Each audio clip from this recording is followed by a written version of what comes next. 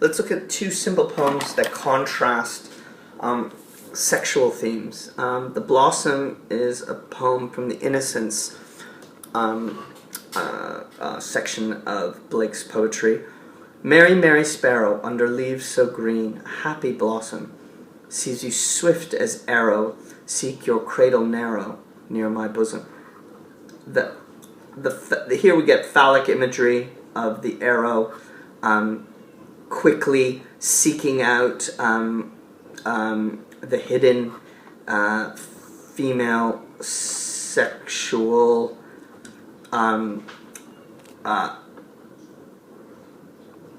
power, force, and this is a joyful thing. This seems to be a happy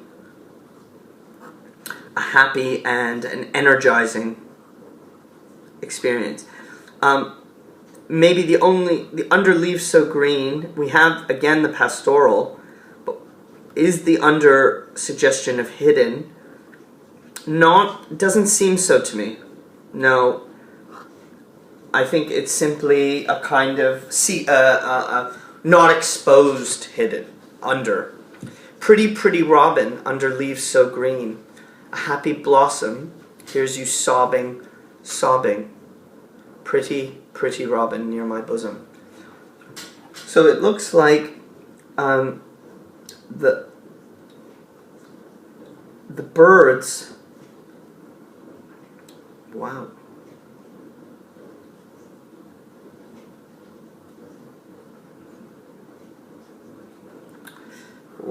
Why is this robin sad? As one critic has suggested, perhaps this isn't sadness, but it's a joy that's overflowing. So birds come to this flower seeking safety, peace in nature and in sexuality, in sexual relations. Seems that suggestion, and what we get is comfort and care. In contrast, in The Sick Rose, which is truly one of my favorite poems and so mysterious to me. I feel upset even giving it such a simple framework. The sick rose, O rose, thou art sick.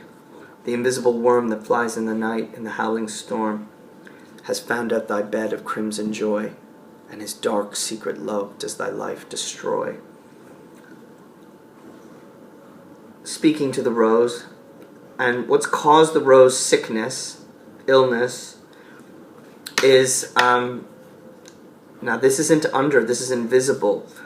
This concealed flying worm that travels in the howling storm.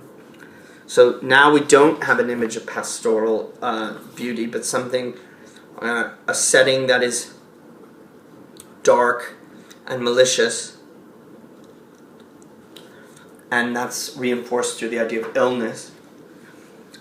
This worm has found out thy bed of crimson joy, and it's still the woman's vagina or her place, her inner self. It could be the physical, sexual, or the internal, emotional. But the imagery, crimson joy, suggests blood, suggests the physical. And this worm has with his dark secret love, it's the darkness and the secretness that suggests something hidden, concealed, negative. And this force destroys, kills. And I think here we get two contrasting visions of, albeit in very minute moments, really two contrasting visions of sex and sexuality. And were we to compare them to Webster, definitely it's one of the sick rose. There is something dark and malicious in the lust that draws characters together.